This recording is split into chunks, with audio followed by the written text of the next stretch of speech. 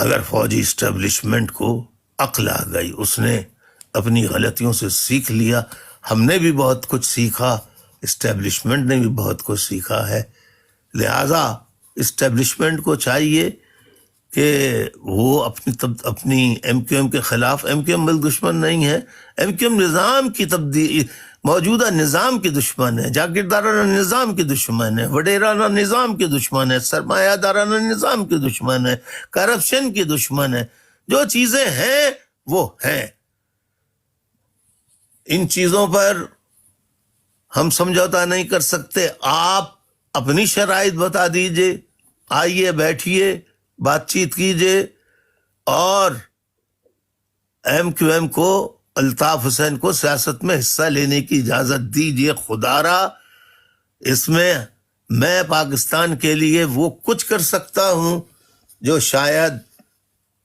پاکستان کے اور لیڈر نہ کر سکیں۔ اپنی تحریک، اپنے منشور، اپنی آئیڈیالوجی،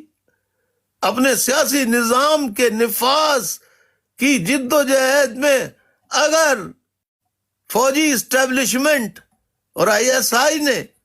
پاکستان کو بچانا، پاکستان میں نظریاتی تبدیلی لانے کے حساب سے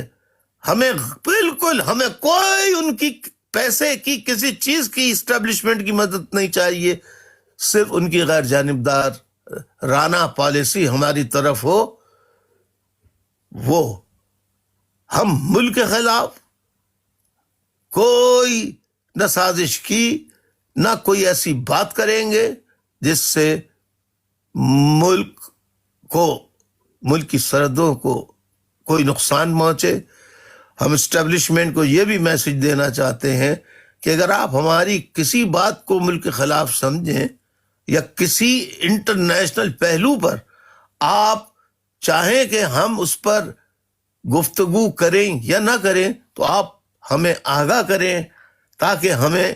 آپ کی پالیسی کا اشارہ ملے تو ہم اس کے مطابق آگے سفر کر سکیں۔ یہ اسٹیبلشمنٹ کے لیے میری چند باتیں، گزارشات ہیں۔ ہم ماضی میں جو کچھ ہوا ان افسوسناک واقعات کو ایک طرف رکھ دیں گے، لیکن ہم شہیدوں کو آپ یہ کہیں کہ بھول جائیں، شہیدوں کی تو برسی ہم مناتے رہیں گے، کم از کم اس کی تو آپ کو اجازت دینی ہوگی نا۔ تو اسٹیبلشمنٹ کے لیے یہ میں نے چند نکات رکھ دیے ہیں کہ آپ ہماری اوپر سے پابندی ہٹائیں، ہمیں اجازت دیں۔ ہم ملک کے لیے بہت کچھ اب بھی کرنا چاہتے ہیں، ملک کی فلاح بہبود، ملک کے عوام کے لیے بہت کچھ کرنا چاہتے ہیں، اپنی تمام تر صلاحیتیں،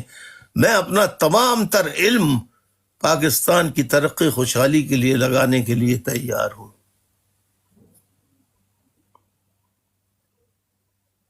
بس آپ سے غیر جانبداری چاہتا ہوں۔